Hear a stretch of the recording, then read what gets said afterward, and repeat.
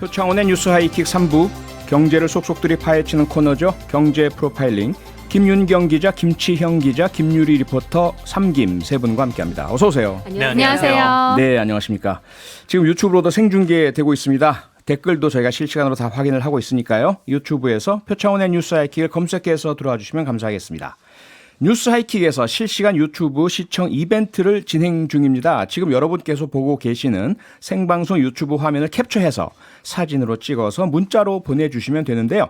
김유리 리포터 이벤트 참여 방법 좀 자세하게 알려주시죠. 네, 지금 유튜브에서 표창원의 뉴스 하이킥을 검색을 하세요. 네. 그러면 거기 실시간으로 뉴스 하이킥 라이브 화면이 나오는데요. 뉴스 하이킥 유튜브 화면을 이제 사진을 착각 찍어서 캡처를 하시거나 해가지고 유튜브 화면 사진을 문자번호 샵 8001번으로 지금 바로 보내주시면 됩니다. 짧은 문자 50원, 긴 문자 100원의 정보 이용료가 있고요. 추첨을 통해서 10분께 치킨 쿠폰 와우 드립니다. 네. 많은 참여 부탁드릴게요. 예, 유튜브 이벤트 이번 주 금요일까지 진행하고요. 5월 27일 이번 주 금요일에 치킨 쿠폰 당첨자를 방송에서 발표합니다. 네. 네, 그럼 김유리 리포터 치킨은 잊으시고 첫 번째 이슈 전해주시죠. 끝나고 치킨 시켜 먹으러 가야겠네요. 네. 자, 첫 번째 뉴스 전해드릴게요.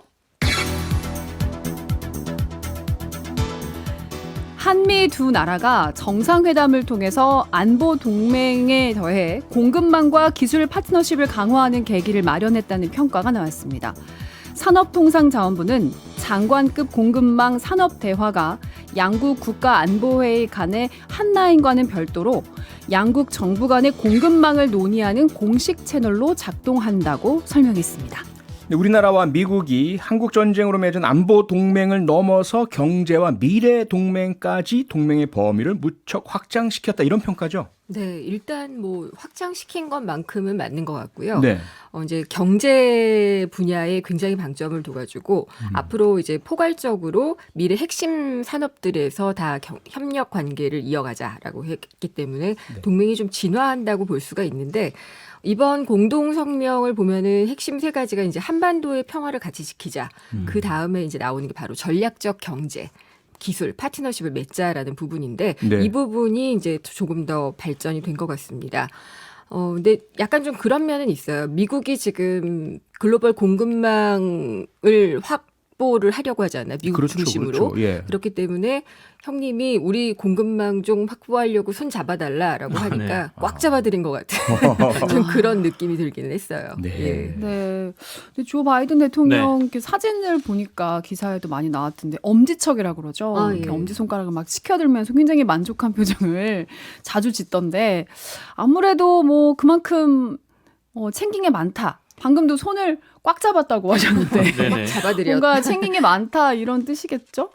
그렇죠. 뭐 대미 투자와 관련돼서 국내 기업들이 선물 보따리를 풀었다, 뭐 이렇게 얘기할 수가 있겠고요. 이미 사전에 예고가 좀 돼 있었습니다. 근데 네.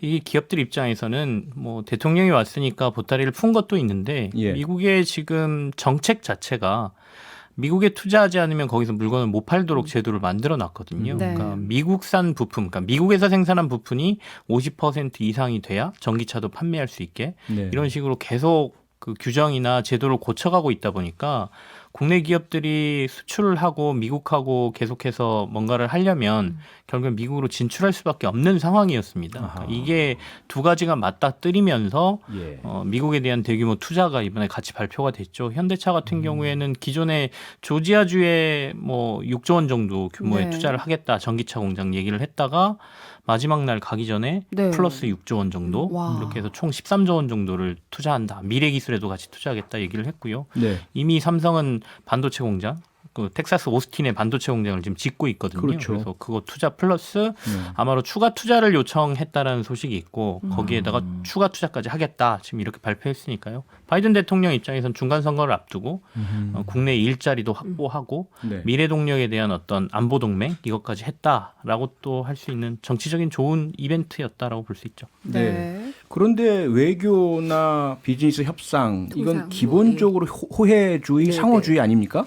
그러면 조 바이든 대통령이 엄지척 할 정도로 반도체 등 공급망 확보하고 네. 투자 대규모로 이끌어내고, 우리도 그러면 뭔가 얻어내야 이게 맞는 거잖아요. 뭘 얻어냈죠? 그렇죠. 일단 근데 반도체는 설계는 미국이 꽉 잡고 있고 아. 제조는 우리나라와 대만이 꽉 잡고 있잖아요. 예. 그러니까 우리가 제조만 할 수 없으니까 네. 설계를 하는 미국과 손을 잡으면 조금 더 공급망이 안정적으로 확보가 될 수 있는 그런 점이 더 있을 거고요. 예. 그다음에 어쨌든 그러니까 반도체 공장 회담 같다는 그런 느낌도 좀 반도체 들었어요. 공장회담.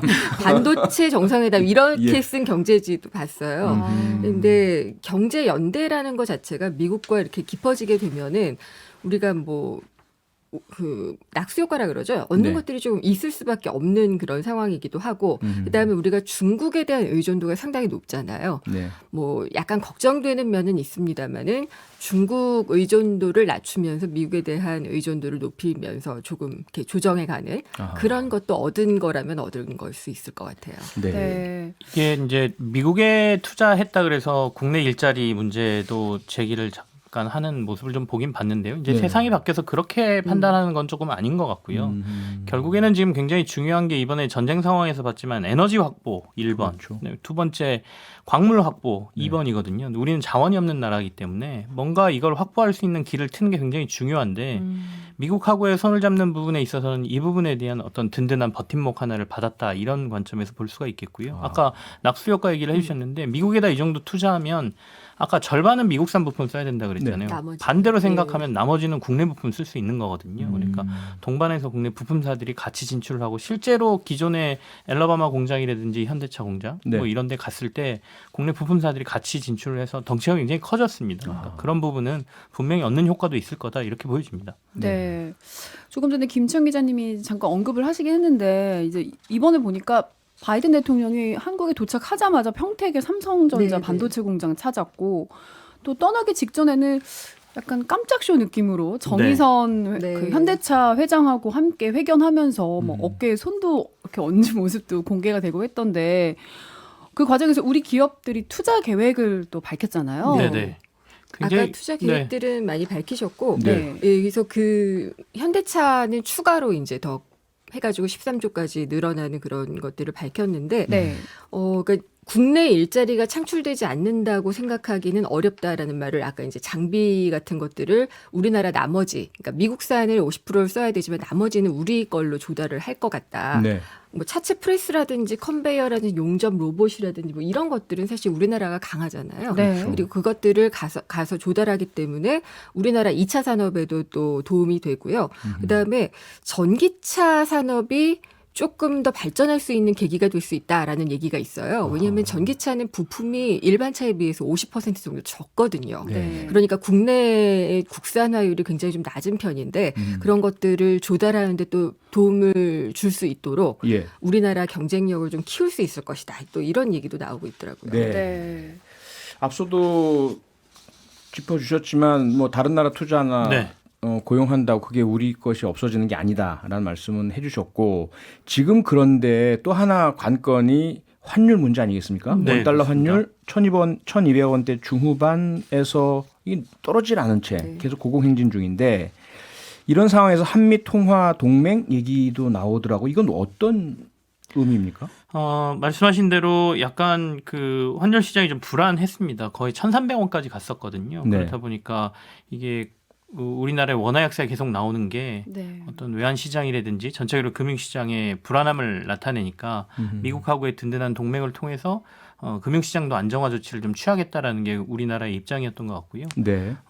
두 나라 정상 간에 어느 정도의 그 뭐 합의까지는 아니지만 뭐 의견 교환이 있었던 걸로 보이고요. 예. 통화 스와프까지는 아니지만 그에 준하는 어떤 것들을 앞으로 하겠다라는 얘기는 나왔습니다. 그래서 앞으로 아마도 심리적인 효과로 환율 시장에선 조금의 안정의 효과는 분명히 있을 거다라고 보여지고요. 예. 실제 그 한미 정상회담 이후에 한 1,270원 정도 갔던 환율이 저희 1,260원대로 지금 내려와 있거든요. 네. 다만 이제 이번 주에 국내 금통위가 있어서 금리를 올릴 걸로 예상이 됐기 때문에 네. 그 영향을 받은 건지 정상회담 때문에 그런 건지는 조금 더 지켜봐야 되겠지만 네. 앞으로 아마 크게 시장이 불안하면 뭔가의 조치를 같이 할 수 있는 근간은 마련했다 이렇게 보여집니다. 네. 네. 그 환율 안정에는 상당히 중요하고 실질적인 효과가 있다 이런 말씀으로 이해가 되는데 근데 조금 전에 김치현 기자 말씀 중에 통화 스와프 수준까지는 아니다라는 말씀을 주셨어요. 네, 그렇다면 그거는 통화 스와프까지 가는 게 더 좋은 거 아닌가요? 통화 스와프를 하면은 안전판은 좀 마련됐다라고 볼 수는 있겠죠. 일단 우리나라 돈을 맡기고 그만큼 달러를 가지고 올 수 있는 게 통화 스와프잖아요. 그렇죠. 그렇게 되면은 달러 공급이 늘어나게 되니까 달러 가격 떨어지고 환율도 떨어지는 예. 그런 효과가 가져올 수가 있는 게 우리가 2020년에 2년 전에도 한시적인 통화 수합을 하면서 그런 효과를 좀 얻은 적이 있어요. 네네. 근데 그게 이렇게 오래 가지는 못했기 때문에 네. 통화 수합이 그러면 상설적으로 이루어질 수 있느냐? 이거는 사실 미국의 마음에 달려 있는데 유럽이나 이런 나라들하고는 상설하고 있지만 네. 우리나라 원화의 위상을 그만큼 쳐주고 있는지는 잘 모르겠어요. 그래서 약간 좀 그 신흥국 통화와는 이제 위기나 이럴 때 수개월 정도 한시적으로 통화 수합을 체결하는 게 보통인데 네. 뭐 그게 안 된다면 아까 초반에도 말씀하셨지만 통화 동맹 네. 뭐 이런 얘기도 나오는 것처럼 이번에 공동 선언문에 일단 그 환율이 언급이 됐다는 거, 외환이 언급이 됐다는 거는 상당히 좀 이례적이고 주목할 만한 일이거든요. 그래서 네. 앞으로 긴밀하게 협력해 나갈 것은 분명해 보이니까 아하. 이게 시장에 심리적인 안정감은 줄 것 같아요. 네. 통화 스와프는 두 가지 관점에서 볼 수 있는 것 같습니다. 하나는 통화 스와프가 만병통치약은 아니거든요. 그래서 통화 스와프는 진짜 위기 상황에 체결하는 거여서 지금이 그렇게 위기 상황이냐라고 보면 통화 스와프까지는 필요 없는 위기이다라고 지금 얘기하고요. 네. 두 번째는 상설 통화 스와프를 체결하고 있는 5개국이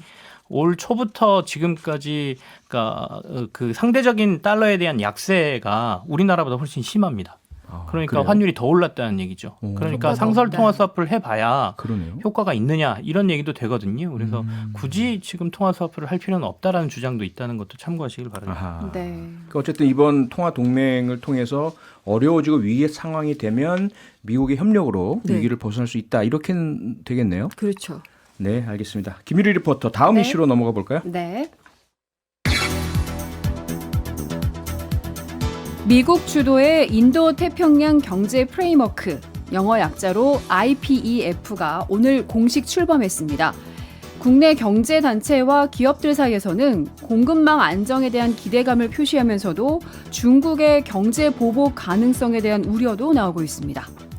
윤석열 대통령이 오후에 IPEF 고위급 화상회의에 네. 참석을 했죠. 일본에서 이제 전개가 됐고요. 네. 거기 화상회의로 참석을 했는데 기억하시겠지만 IPEF가 나오기 전에는 예전에는 오바마 대통령 시절에 TPP, 환태평양 맞아요. 경제 동반자 협정이라는 것을 제안을 했었어요. 네. 중국을 좀 따돌리고 미국 주도의 경제 동맹을 맺어보자는 건데 예. 거기에 뭐 중국이 합류하겠다라고 하고 또 트럼프 대통령이 되면서 빠지고 이러면서 CPTPP가 되면서 네. 조금 미국 주도가 흐려졌던 게 기억이 나실 거예요. 일본 주도로 바뀌었죠. 예, 그렇게 바뀌었는데 예.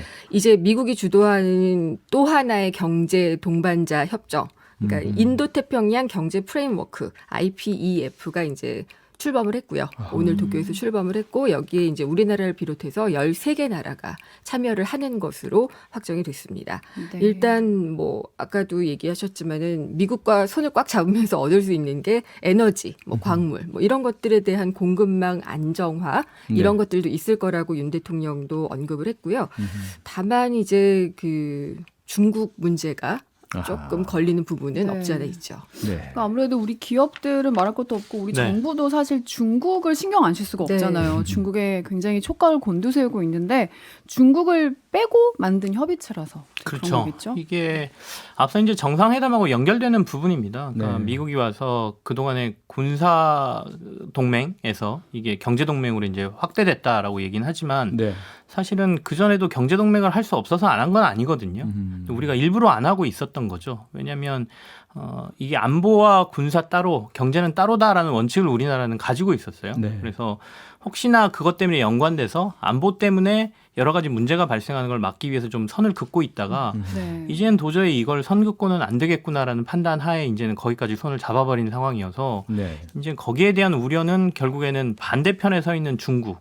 그러니까 이 아까 앞서 말하신 뭐 CPTPP 이런 것들은 사실 경제 이 자유무역 협정과 비슷한 건데 이거는 굉장히 배타적인 거거든요. 그러니까 IPEF 같은 경우에는 네. 네. 우리 아니면 안 줘라는 차원입니다. 그러니까 아.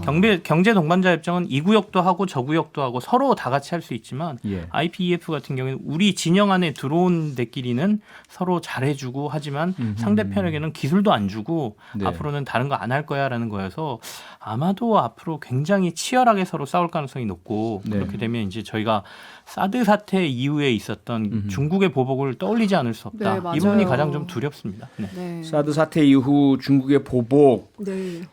여전히 우리가 대외 무역 전체 중에서 중국이 차지한 비중이 25%죠. 네. 가장 최대 교역국이고 우리나라로서는. 상당히 높죠. 네. 그래서 그 25%라는 그런 수치도 있고 또 이제 중국 경제에 한국 경제가 의존하고 있는 것을 이제 무역협회 통계로 보면은 네. 수입품에서 중국 비중이 80% 이상을 또 차지하고 우리가 수입한 있어요. 것 중에. 예, 아. 그렇기 때문에 중간재나 이런 것들이 또 상당히 예. 예, 좀 영향을 받을 수가 있고 네. 그 중국의 보복이 없을 수도 있다라는 얘기가 아직도 나와요. 왜냐하면 중국도 또 미국과 함께 그렇죠. 좀 이게 나란히 좀 가면서 얻을 수 있는 것들이 있거든요. 네. 미국은 또 지금 중간 선거로 중국이라는 구매처가 필요하고 그런 것들이 있는데 그럼에도 예. 불구하고 사드 때 보복을 했던 것처럼 기억해 보시면 요소수 대란이 있었잖아요. 그렇죠. 그거는 네. 사실 호주하고의 맞아요. 문제였는데 석탄 문제. 우리도 예. 영향을 받았잖아요. 네. 이런 문제들도 있을 가능성이 있어요. 미국하고 중국 간의 문제가 그러니까 미국하고 호주가 손을 잡으면서 생겼던 문제였잖아요. 그렇죠. 예, 그래서 이게 단순한 문제로 끝나지 않을 가능성. 예, 이 미중 패권 다툼에 끼어서 어디서 이제 우리가 어떤 편을 들어야지 네. 되는지를 결정하는 일이 참 쉽지 않을 것 그러니까 그 같아요. 말씀은 중국이 대놓고 한국에 보복할 거야가 아닌데 네. 실질적으로는 우리가 힘들어하고 곤란해하는 일들이 생길 수 있다 이렇게 예, 이해가 쓰리 되네요. 쿠션으로 생길 수 있다는 게 요소수 대란으로도 예. 알 수 있었죠. 직접적으로 보복에 나설 가능성이 전 좀 높다고 봅니다. 아, 그래요? 아, 그래요? 뭐 대놓고 우리가 보복했어라고는 아니지만 네. 직접적으로 아마 보복의 가능성이 굉장히 높다고 보고 있고요. 한한령 같은 네, 네. 그러니까 그런 사드 모습이죠. 때 저희가 1년 동안 직간접적으로 8조 5천억 원 정도의 손해를 봤다고 보거든요. 네. 그러니까 우리나라하고 중국하고 무역 비중이 25%다라고 얘기하지만 그렇게 비교하면 뭐 나머지는 다른 데하고 하니까라고 생각하실 수 있는데 우리나라하고 교역이 가장 많은 데가 중국입니다. 그리고 2위가 미국이거든요. 예. 네. 그러니까 중국을 배제하고 우리나라가 경제 활동을 하기가 굉장히 힘든 구조라는 게 이제 가장 핵심이고요. 물론 중국에서 물건 안 사오고 저렴한 물건들을 다른 데서 사올 수는 있는데 중국을 배제하기 시작하면 물건 가격이 오를 거예요. 아. 중국이 워낙 싸게 공급을 하거든요. 네. 그러면 저희는 비싼 물건을 가지고 밖에 팔아야 되는 또는 우리가 소비해야 되는 문제도 같이 발생하기 때문에 아하. 그리고 아까 요소수 같은 아주 핵심적인 물건 중에 중국만 판매하는 광물이라든지 이런 것들이 있거든요. 히토류 같은 거. 네. 네. 그러니까 그런 것들을 아까 말한 IPEF 쪽에서 우리가 조달할 수 있다면 다행인데 네. 그것마저도 안 된다라고 하면 이제 그런 것들이 좀 심각한 문제가 될 수 있겠죠. 중국이 그리고 경기가 안 좋아요. 네. 그러니까 경제가 안 좋으면 인심이 좋을 수가 없잖아요. 그렇죠. 지금 상하이 봉쇄 때문에도 그렇고 경기가 많이 안 좋기 때문에 그런 측면에서도 우리나라에 대한 경제 보복을 상징적으로 할 가능성도 있지 않느냐 아하. 이런 분석도 있습니다. 국내용으로. 아, 예. 네. 네. 참 어려운 상황이네요. 미국과의 동맹도 중요하고 중국과의 경제도 중요한데 외교가 참 어려운 것 같아요. 들으면 들을수록. 경제와 다 더 얽혀 네. 있고요. 네. 네, 저희들 잠시 광고 듣고 바로 돌아오겠습니다. 네, 경제 프로파일링 김치형 기자, 김윤경 기자, 김유리 리포터 세 분과 함께하고 있고요. 김유리 리포터 네. 다음 이슈 한 번 더 볼까요? 네. 신용카드 결제 대금 중 일정 비율만 결제하고 나머지 금액은 대출로 전환되는 리볼빙 서비스 잔액이 지난 3월 말 기준으로 약 6조 2천억 원을 기록했습니다. 전년 대비 16% 늘어난 수치로 사상 최대 증가율입니다. 리볼빙 서비스 신용카드사에서 뭐 신청하라는 문자 다들 한 번씩은 받으셨을 텐데 맞아요. 이거 실제로 이용하는 분들이 꽤 많이 늘었나 봅니다. 이게 이제 카드 값이라고 불리는 카드 대금을 우리가 이제 까딱하다 보면은 많이 쓸 수가 있잖아요. 갚을 수 있는 능력 이상으로 쓸 수가 있죠, 당연히. 예, 네, 그렇게 그건 되면은 있죠. 이제 몇 퍼센트만 갚아라. 최소 10%부터 정할 수가 있더라고요. 네. 그렇게 갚고 나머지는 2월을 하는 겁니다. 아하. 그래서 2월을 하면은 또 그게 다음 달 그러니까 이번 달에 쓴 카드 대금 다음 달에 청구되는 거랑 합쳐져서 예. 또 이자가 불어나기 때문에 눈덩이처럼 이자가 불어날 수 있는 게 리볼빙 서비스기는 해요. 아하. 근데 그냥 당장 이번 한 번만이라고 한다면 네. 사실은 소비자들이 필요할 경우에 적절하게 이용할 수가 있는 건데 연체보다는 낫다? 뭐 당장은 그럴 수 있다라고 얘기를 할 수가 있지만 이 이자율을 생각을 한다면은 리볼빙이 리볼버 되는 경우가 있습니다. 리볼버라는 건 무서운 건데요. 네. 예. 근데 진짜 이율이 높아도 너무 네. 높더라고요. 맞아요. 사실 카드값 좀 급한 분들은 이용하면 좋긴 하겠지만 예. 문제는 이율인 거잖아요. 숨어 있는 게 이제 이율인 거죠. 네. 그러니까 저희가 할부 거래를 하면 할부 개월수에 따라서 이자율이 좀 달라지는데 이거보다 훨씬 높습니다. 그래서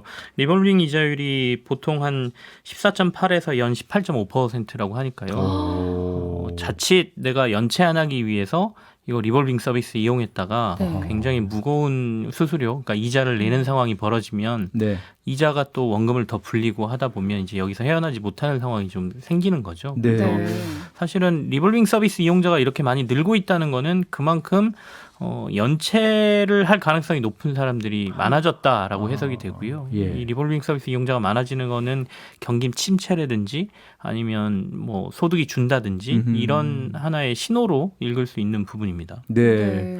결코 리볼빙 서비스가 싸거나 부담이 없는 게 아닌데도 불구하고 이렇게 늘어났다는 건 대출 규제, 네.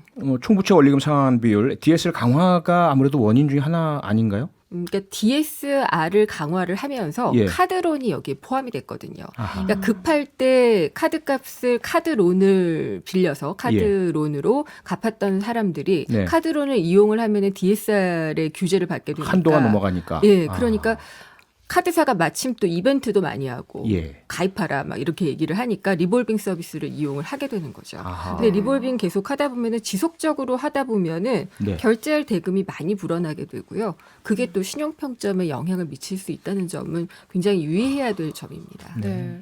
근데 사실 신용카드 회사뿐 아니라 뭐 금융 회사들이 갖가지 이벤트하고 계속 광고하고 하는 거 보면 저한테는 좋았던 쪽이 별로 결과적으로는 예, 당장은 급한 뭔가를 돈은 골라라 뺄수 빨리 있어도 해가라는 거는 네. 금융사들이 하는 건 좋은 건 별로 없습니다. 별로 없었던 것 같아요.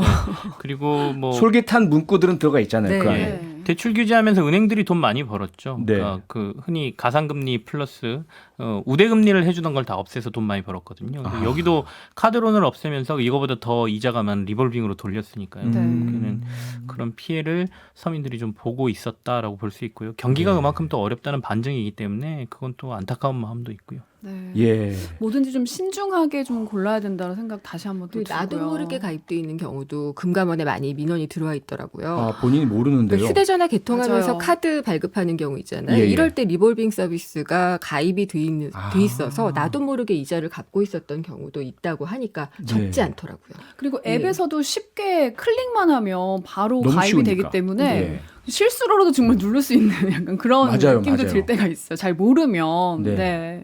알겠습니다. 우리 모두 주의해야 될 것 같습니다. 저도 주의하겠습니다. 경제 프로파일링 오늘은 여기서 마쳐야겠습니다. 함께해 주신 김윤경 기자, 김치영 기자, 김유리 리포터 수고 많으셨습니다. 감사합니다. 고맙습니다. 평일 저녁 6시 5분에 여러분을 찾아갑니다. MBC 라디오 표창원의 뉴스 하이킥.